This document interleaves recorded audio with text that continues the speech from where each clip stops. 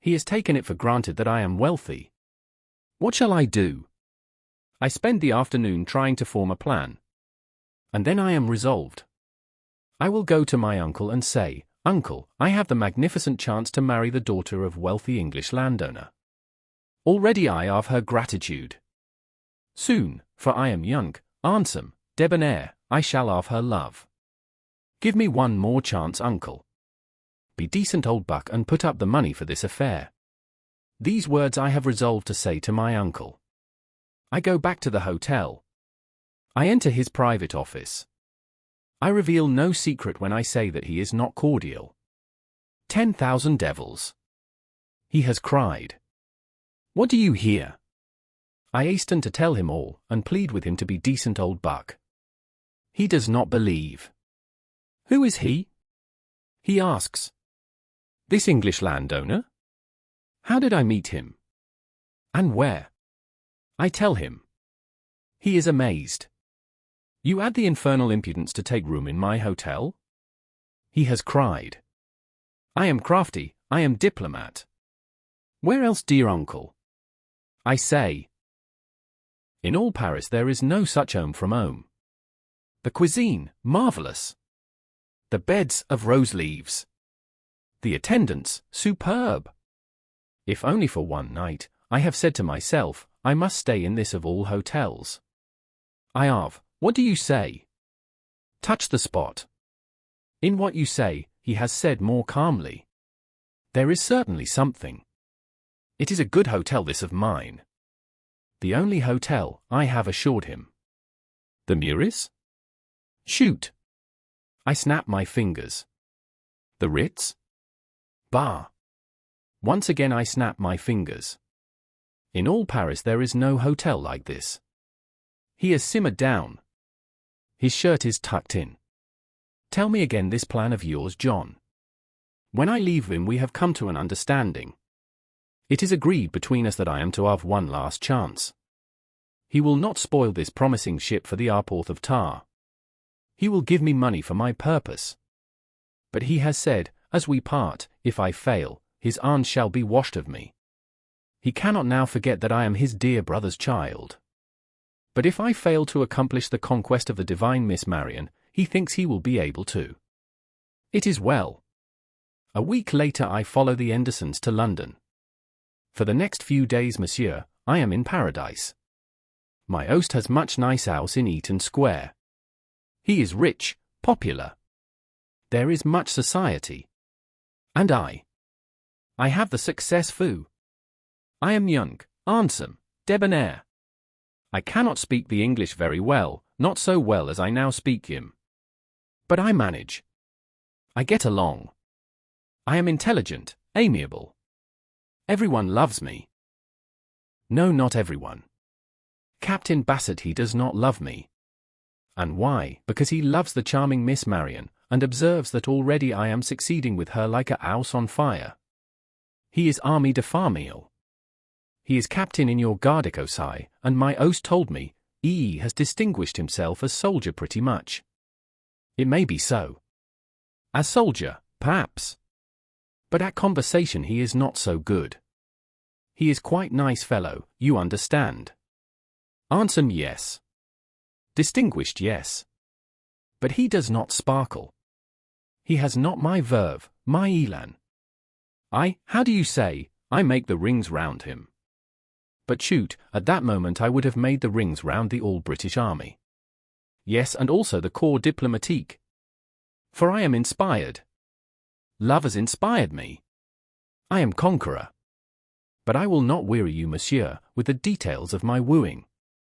You are sympathetic, but I must not weary you. Let us say that I have in 4 days or 5 made progress the most remarkable, and proceed to the tragic end. Almost could I tell it in 4 words. In them one would say that it is set forth. There was in London at that time popular a song, a comic, vulgar song of the Alls, The Cat Came Back. You have heard it, yes? I heard it myself and without emotion. It had no sinister warning for me. It did not strike me as omen. Yet, in those 4 words, monsieur, is my tragedy. How, I shall tell you. Every word is a sword twisted in my art, but I shall tell you. One afternoon we are at tea. All is well. I am vivacious, gay. Miss Marian, charming, gracious.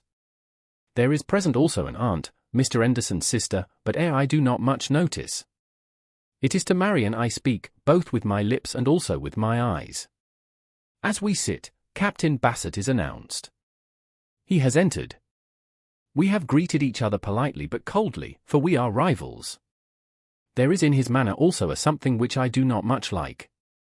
A species of suppressed triumph, of elation. I am uneasy, but only yet vaguely, you will understand.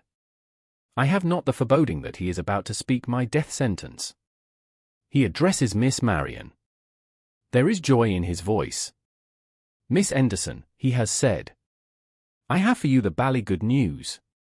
You will remember, isn't it, the cat belonging to the American woman in the hotel at Paris, of which you have spoken to me? Last night at dinner I have been seated beside her. At first I am not certain is it she.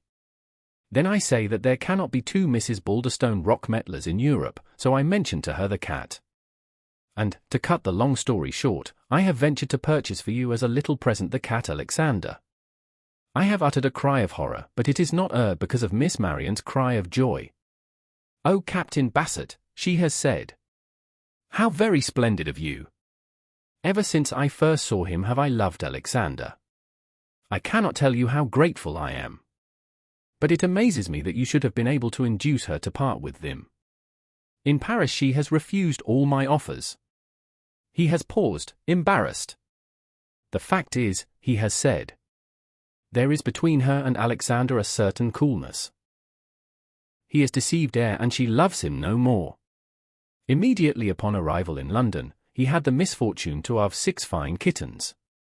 However, out of evil cometh good, and I have thus been able to secure him for you. He is downstairs in a basket. Miss Marian has rung the bell and commanded for him to be brought instantly. I will not describe the meeting, monsieur. You are sympathetic, you will understand my feelings. Let us hurry on.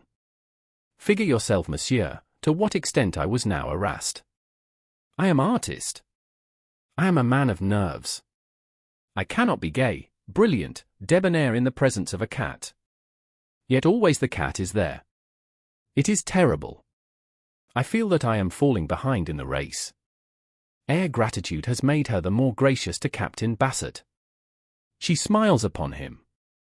And, like Chanticleer at the sight of the sun, he flaps his wings and crows. He is no longer the silent listener. It is I who have become the silent listener. I have said to myself that something must be done. Chance has shown me the way. One afternoon I am by fortune alone in the hall. In his cage the parrot Polly is opping. I address him through the bars. Move and I shoot. He has cried. The tears have filled my eyes. Oh, it has brought the all scene back to me. As I weep, I perceive the cat Alexander approaching. I have formed a plan. I have opened the cage door and released the parrot. The cat, I think, will attack the parrot of which Miss Anderson is so fond. She will love him no more, he will be expelled. He paused. I suppose my face must have lost some of its alleged sympathy as he set forth this fiendish plot. Even Percy the bluebottle seemed shocked. He had settled on the sugar bowl, but at these words he rose in a marked manner and left the table. You do not approve? He said. I shrugged my shoulders. It's no business of mine, I said. But don't you think yourself it was playing it a bit low down? Didn't the thought present itself to you in a shadowy way that it was rather rough on the bird? It did, monsieur. But what would you? It is necessary to break eggs in order to make an omelette. All is fair, you say, in love and war, and this was both. Moreover, you must understand, I do not dictate his movements to the parrot. He is free agent. I do but open the cage door. Should he hop out and proceed to the floor where is the cat, that is his affair. I shall continue, yes?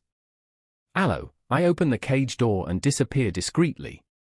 It is not politic that I remain to witness what shall transpire. It is for me to establish an alibi. I go to the drawing room where I remain. At dinner that night Mr. Anderson has laughed. In the all this afternoon, he has said, I have seen by chance the dickens of a funny occurrence. That parrot of yours, Marion, had escaped once again from its cage and was having an argument with that cat which Captain Bassett has given to you. Oh, I hope that Alexander has not hurt poor Polly, of whom I am very fond, she has said. The affair did not come to blows, has said Mr. Anderson. You may trust that bird to take care of himself, my dear. When I came upon the scene the cat was crouching in a corner, with his fur bristling and his back up, while Polly, standing before him, was telling him not to move or he would shoot. Nor did he move, till I had seized the parrot and replaced him in the cage, when he shot upstairs like a streak of lightning. By sheer force of character that excellent bird had won the bloodless victory. I drink to him. You can conceive my emotion as I listen to this tale. I am like the poet's mice and men whose best kid schemes have gone away. I am baffled. I am discouraged. I do not know what I shall do. I must find another plan, but I do not know what. How shall I remove the cat? Shall I kill them? No, for I might be suspect. Shall I hire someone to steal them? No, for my accomplice might betray me. Shall I myself steal them? Ah, that is better. That is a very good plan. Soon I have it perfected, this plan. Listen, monsieur, it is as follows. It is simple, but it is good. I will await my opportunity. I will remove the cat secretly from the house. I will take him to an office of the district messenger boys. I will order a messenger to carry him at once to the cat's house, and to request Monsieur le Directeur immediately to destroy him. It is a simple plan, but it is good. I carry it through without a hitch. It is not so difficult to secure the cat. He is asleep in the drawing room. There is nobody at hand. I have in my bedroom a rat box which I have brought from Paris. I have brought it with me to the drawing room. I have placed in it the cat. I have escaped from the house. The cat has uttered a cry, but none has heard. I have reached the office of the district messenger boys. I have handed over the cat in its box. The manager is courteous, sympathetic. A messenger has started in a cab for the cat's house. I have breathed a sigh of relief. I am saved. That is what I say to myself as I return. My troubles are over, and once more I can be gay, debonair, vivacious with Miss Marion, for no longer will there be present the cat Alexander to harass me. When I have returned there is commotion in the house. I pass on the stairs, domestics calling puss, puss. The butler is chirruping loudly and poking beneath the furniture with her umbrella. All is confusion and agitation. In the drawing room is Miss Marion. She is distressed. Nowhere, she has said, can there be found the cat Alexander of whom I am so fond. Nowhere in the house is he. Where can he be? He is lost. I am gentle, sympathetic. I endeavor to console her. I enter her that am I not sufficient substitute for a beastly cat? She is, however, inconsolable. I must be patient. I must wait my time. Captain Bassett is announced. He is informed of what has happened. He is distressed. He has the air as if he too would endeavor to be gentle, sympathetic. But I am Johnny on the spot. I stay till he is gone. Next day again it is puss, puss. Again the butler has explored under the furniture with the umbrella. Again Miss Marion is distressed. Again have I endeavored to console. This time I think I am not so unsuccessful. I am, you understand, young, handsome, sympathetic. In another 2 ticks I am about to seize Errand and declare my passion. But before I can do so, Captain Bassett is announced. I gaze at him as at unsuccessful rival. I am confident, I am conqueror. I little know. It is in the moments of our highest hope, monsieur, that we are destroyed. Captain Bassett, he too, has the air of the conqueror. He has begun to speak. Miss Anderson, he has said. I have once more the bally good news. I rather fancy that I have tracked down the missing Alexander, do you not know? Miss Marion has cried out with joy. But I am calm, for is not Alexander already yesterday destroyed? It is like this, he has resumed. I have thought to myself, where is lost cat most likely to be? And I have answered, in the cat's house. I go this morning to the cat's house, and there I see a cat which is either lost Alexander or his living image. Exactly is he the same to all appearances as the lost Alexander. But there is, when I try to purchase him, some curious itch which they do not explain. They must have time, they say, to consider. They cannot at once decide. Why, what nonsense! Miss Marion have cried. If the cat is my cat, surely then must they return him to me. Come, she has said. Let us all three at once in a taxicab go to the cat's house. If the all three of us identify the lost Alexander, then must they return him. Monsieur, I am uneasy. I have foreboding, but I go. What choice? We go in a taxicab to the cat's house. The director is courteous and sympathetic. He has introduced us to the cat, and my heart has turned to water, for it is Alexander. Why has he not been destroyed? The director is speaking. I hear him in a dream. If you identify him as your cat, miss, he has said. The matter is ended.